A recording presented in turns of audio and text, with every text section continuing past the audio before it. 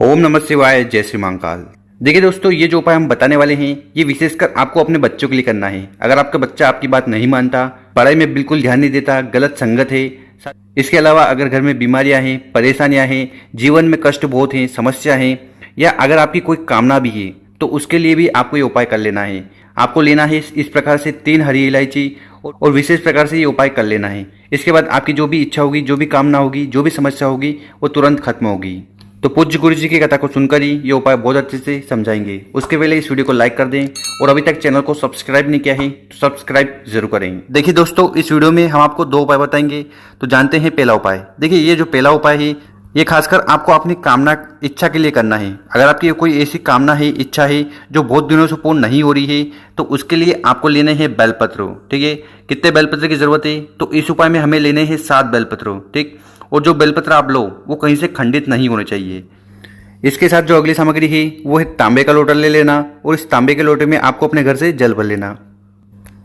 फिर इन सामग्री को लेकर आपको पहुंच जाना है शिव मंदिर। देखिए, ये जो विशेषकर उपाय है ये आपको करना है प्रदोष काल में। तो शाम के समय इस उपाय को कर लीजिएगा। पर बहुत सारी माताएं बहनें, भाई बंधु, उनको समय ही नहीं मिलता, तो फिर आप ये उपाय सुबह भी कर सकते हैं। ठीक है, तो शिव मंदिर में चले जाना और सबसे पहले उत्तर दिशा की तरफ मुंह कर खड़े हो जाना। देखिए, हमें पता है कि शंकर भगवान का पूरा परिवार शिवलिंग पर ही विराजमान होता है। तो इस उपाय में हमारे पास है 7 बेलपत्र। कितनी बेलपत्र है? 7 बेलपत्र। तो आपको 7 बेलपत्र को 7 जगह अलग अलग अपनी कामना, अपनी इच्छा, अपनी समस्या कहते हुए समर्पित कर देनी है। तो सबसे पहले बेलपत्र उठाना, उसको गणेश जी के स्थान पर समर्पित कर देना, श्री शिवाय नमस्तुभ्यम का स्मरण करते हुए। उसके बाद दूसरी बेलपत्र आपको कार्तिकेय भगवान के स्थान पर समर्पित करना है, फिर माता अशोक सुंदरी वाले स्थान पर, फिर माता के हस्तकमल पर, कटिभाग पर। 4 बेलपत्र हो गई। फिर 1 बेलपत्र आपको ऊपर जलाधारी में समर्पित करना है। तो जहां शंकर जी की 5 बेटियों का स्थान होता है वहां पर आपको 1 बेलपत्र समर्पित करना है। उसके बाद जो 6वीं बेलपत्र है उसको आपको समर्पित करना है शिवलिंग के ऊपर। तो इस प्रकार से 6 बेलपत्र समर्पित कर दीजिएगा। इसके बाद आपको मंदिर से बाहर जाकर नंदी जी का जो उठा हुआ पांव होता है वहां पर आपको 7वीं बेलपत्र समर्पित कर देनी है, श्री शिवाय नमस्तुभ्यम का स्मरण करते हुए। और उसके बाद आपके पास जो जल का लोटा है उसको उठाना है और उसको भी आपको शिवलिंग के ऊपर समर्पित कर देना है, श्री शिवाय नमस्तुभ्यम का स्मरण करते हुए। उसके बाद आपको यहाँ पर बैठ जाना है और आपको अपना नाम और गोत्र का स्मरण करते हुए आपके जीवन में जो भी कामना है, ठीक है, या जो भी इच्छा है, या आप ये उपाय अपने बच्चे के लिए कर रहे हैं, उनकी जो आदत है वो खराब होती जा रही है, वो आपको कहना नहीं मानते, मोबाइल में ज़्यादा ध्यान देते हैं, पढ़ाई नहीं करते, तो आपके जीवन में कैसी भी कामना हो, कष्ट हो, दुख हो, परेशानी हो, उसका स्मरण कर आपको भोलेनाथ से कामना कर लेनी है कि हे भोलेनाथ, हमारे जीवन में ये दुख परेशानी है, इन्हें जल्द से जल्द खत्म करें। तो इस प्रकार से आपको ये पहला वाला उपाय कर लेना है।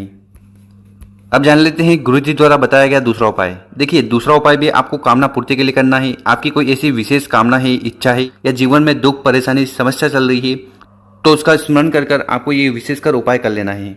तो इस उपाय में हमें जो सामग्री चाहिए वो है हरी इलायची। ठीक है, आपको क्या लेना है?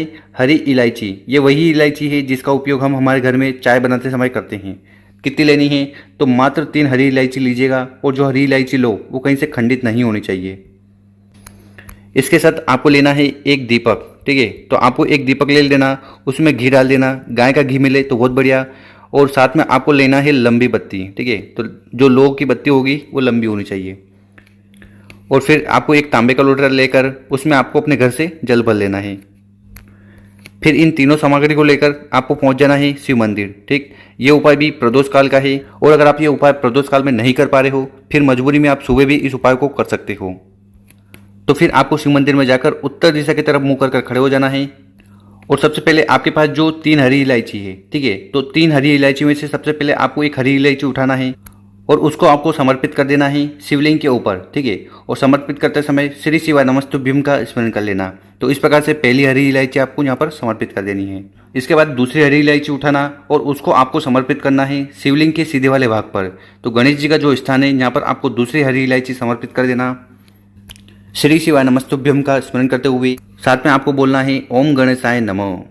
और इसके बाद आपके पास जो तीसरी हरी इलायची है उसका क्या करना है? तो उसके लिए सबसे पहले आपको इस प्रकार से शिवलिंग के सामने दीपक रख देना और इस दीपक को प्रज्वलित कर देना। दीपक को जला दिया।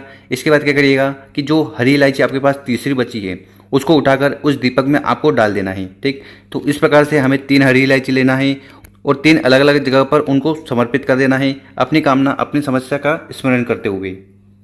तो जो भी व्यक्ति इस प्रकार से 3 हरी इलायची समर्पित कर देता है तो उसके जीवन में जो भी कष्ट है, समस्या है, वो खत्म होती है। तो और गणेश जी के स्थान पर जो आपने हरी इलायची समर्पित करी है, इससे आपके व्यापार और नौकरी में वृद्धि होगी।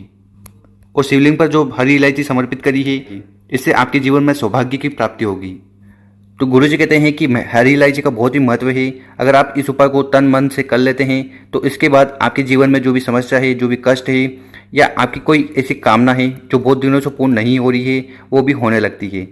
साथ ही साथ ये उपाय आप अपने पति के लिए भी कर सकते हैं, अपने बच्चे के लिए कर सकते हैं, या परिवार के किसी भी सदस्य के लिए कर सकते हैं। उनके जीवन में जो भी दुख है, परेशानी है, या जो भी ऐसी कामना है पूर्ण नहीं हो रही है, तो कर देखिएगा, उनकी कामना तुरंत पूर्ण होने लगेगी।